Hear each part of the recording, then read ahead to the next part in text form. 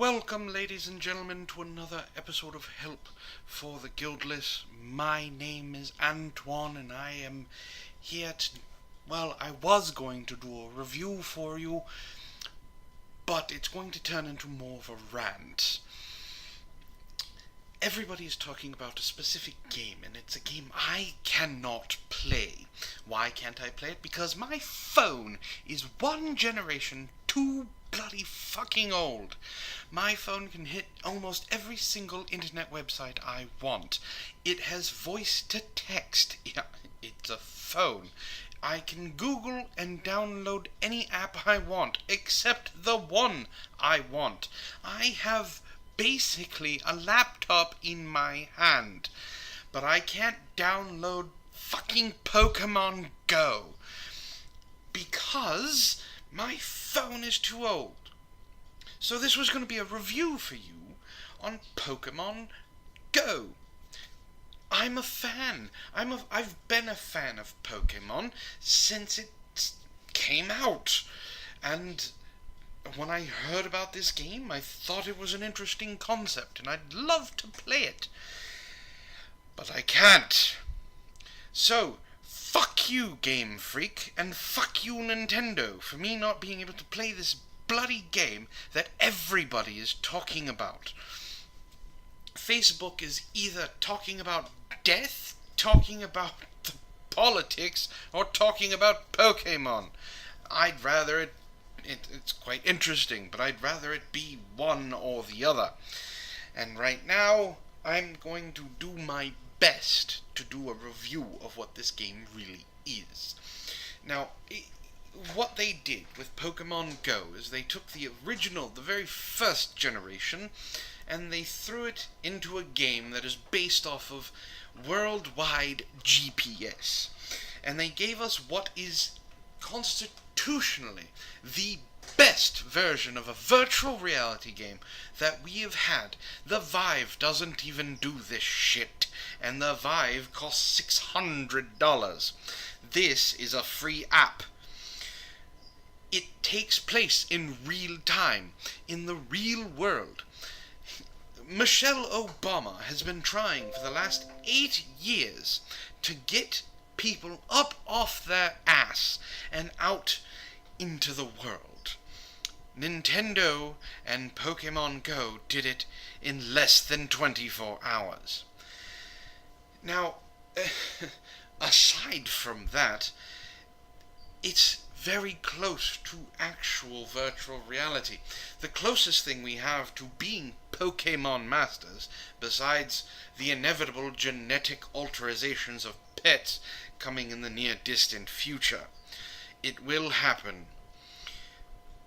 So as you're walking along, Pokemon Go, the app itself, will make a noise, and that noise indicates that a Pokemon is near, or right in front of you, and you get an opportunity to catch it. They have different power levels, and of course all 151 of the original Gen 1 is there, which means there's a Mewtwo somewhere out there, and if I had the ability to play Pokemon Go, that would be the one I'd be gunning for. Now, there apparently is 200 Pokemon in the Pokedex to date. And recently, a couple of legendary Pokemon have been sighted. So, what is this? This is an amazing app. This is an amazing game. Now, aside from trying to catch Pokemon, you can train them. They have special abilities. You can catch them and spin the Pokeball for a curveball for extra points. Now, there are Pokestops that allow you to get free things, and you get to level up along with your Pokemon, and you get to train them. Now, I again say I would love to play, but I can't. So how do I do this review? I can tell you what is there. You get candy to upgrade your Pokemon. There are lures, which brings Pokemon for a set amount of time to the area that anybody can catch. There's incense that allows you yourself to attract Pokemon for a certain amount of time that no one else can see, and there is Pokeballs, of course, and I believe there's a couple other things, but again, I don't have it, so I don't know. Now, there are in-app purchases, of course, starting at, 99 cents and going all the way up to $100. I don't know who would spend $100 on this, but I know they're out there. This game is actually doing what Nintendo has been trying to do with Pokemon since the beginning. In the beginning, you had to connect to evolve certain Pokemon. You had to connect them to another Game Boy and actually interact with someone. Trade them. You trade your Kadabra to someone and they give him back, hopefully, and he becomes an Alakazam. Now, you could also battle Pokemon. And as the generations progressed, it became more wireless. All you had to do is go outside and you could have Poke battles with your Pokemon Black and White. This is now causing random groups of people to just walk around. Of course, yes, with their faces in their phones, but they're getting out and exercising in groups. They're socializing. Now, you can battle. You can't battle, per se, person sitting right next to you, but you can battle for gyms. And if you succeed, you can then take over the gym. If you defend, you can then add one of your own Pokemon to the gym to help defend. Now, how do you tell if you won or not? There are 3 colors to choose from, and each one, of course, stands for something else. Yellow stands for instinct. If you're Team Yellow, you deal with instinct and how, I don't know, being able to use your wits to become a Pokemon trainer. Then there's Blue, which stands for Mystic, and they know no team but the bird in the north, whose name is Articuno. And that's the symbol as well. And then, of course, there's Red, which is Valor. Now, as I've seen online, apparently Blue and Yellow have been just shitting all over Red constantly. I don't know why Red is being determined as the shit color, but it is. If I was able to join, I'd be joining under the Yellow team. Now, aside from that, you can team up with your group and go hunting Pokemon. And the way that the GPS has worked is water-type Pokemon are around bodies of water. Industrial, normal-type Pokemon are around industrial areas. You can even find at night more dark-type Pokemon can be found. And because of this game, there has been some interesting news stories. The first one, which ended up being false, it was a story going around that a young boy was assaulted because he went and shot. And when I say young, I mean young comparatively, young being 14. Going down an alley, was shot by a gang, and they stole his phone. The second story that has come about is a young woman, about the age of 17, who was around a body of water looking for some water-type Pokemon. Instead of Pokemon, she found a floater. She found a dead body. Now, it wasn't a murder victim. It's been determined that it was possibly normal causes or suicide, but it wasn't like she found someone who was dismembered. But she still found a dead body. There are now warnings going around that there are people who are using Pokemon Go to lure people to be mugged. So I would say it's best to go out as a group to go looking. And on top of that, there are more news stories about restaurants and things like that, other businesses that are asking to become Pokestops. because they are noticing that they are getting more business. And then there is the historical monuments, one of them being the Holocaust Museum, which someone was playing Pokemon Go at the Holocaust Museum and found a ghastly. Well played, Pokemon. Well played. Also, Arlington National Cemetery has put out a request that when you visit, you do not play the game. It's very disrespectful trying to find Pokemon while you are around all of the graves. This game is insane, which is one of the reasons I would love to play it, but I can't. And I am honestly thinking about just going out and buying a brand new phone, spending whatever amount that I can to get a phone that is able to play this game. Now, there are reasons that I'm actually in the market for a new phone, because the microphone on my phone is actually dead. So I have had to use the speakerphone for everything. And when I'm having my kinky talks with certain people, it gets kind of embarrassing to have them speak out loud.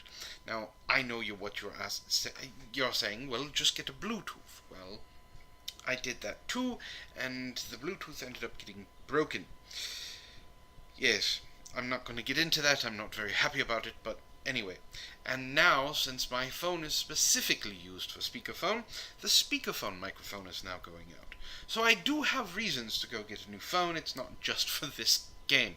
But I could deal with those for a bit longer until I realized I couldn't play this game. I can download the Pokemon Go chat client.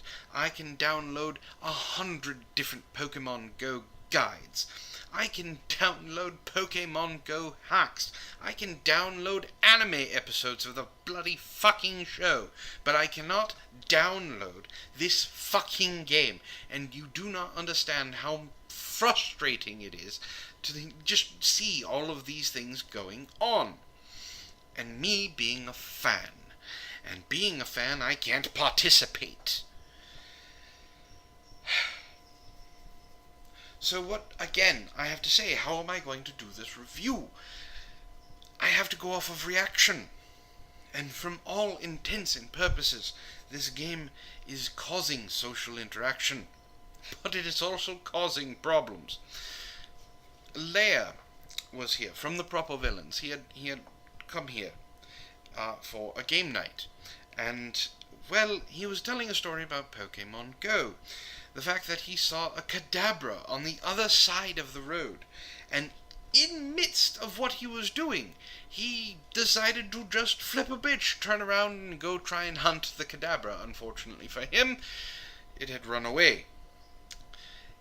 In the complex that Cole lives, where Leia was here ready to play a game, for an hour before the game started, he decided he was going to go for a walk because there was a Pokestop dead smack dab in one of the streets. And he decided to take him and Jaw and go clear out everything. As they said, they caught 12 by the time they had come back. Now, one of the interesting items is an egg. You can get an egg. With the egg, you need an incubator. The incubator is in your backpack. There are 3 different types of eggs. There's rare eggs, uncommon eggs, and common eggs. Depending on how long it takes you, or how far you have to walk, is depending on what type of egg. There's a 2 kilometer, 1 kilometer, and half of a kilometer eggs, I believe. Now, I don't know how it works, if you're like driving around and you can go and that counts, or if it actually has to be walking. But you get items from that as well. Now, this is a free-to-play game. Like I said, there are in-game purchases that you can make, but if you don't want to spend any money on it, you don't have to. At a certain level, you don't have to worry about getting free Pokeballs or anything from like that from a Pokestop, because it's pretty much given to you and you'll never run out. Now, the great thing, again, this is a story about Leia. He found in his area, his home area, a gym, and it was a gym taken over by his color. He happens to be yellow, and there was someone behind him who was actively trying to defeat the yellow gym and take over, who happened to be from red. So Leia and one of his friends were constantly trying to buff the Pokemon that were there, and after it was over and yellow came out on top, Leia, who, out of all of the proper villains, is the least likely to actually go talk to someone, well, went and talked to someone and started a conversation. That's what this game is doing. It's taking something we love and making it so much better. An old friend of mine, his wife didn't know anything about Pokemon, didn't care, wasn't a fan, didn't play, didn't collect any of the toys, didn't play any of the games, didn't watch any of the show, and yet started playing Pokemon Go before he did. And the only reason he knew is because she shouted out, "There's a Bulbasaur in the middle of our living room." I understand. If you're not a fan of Pokemon, this isn't going to be a big thing for you. But if you are a fan, this is something that's important.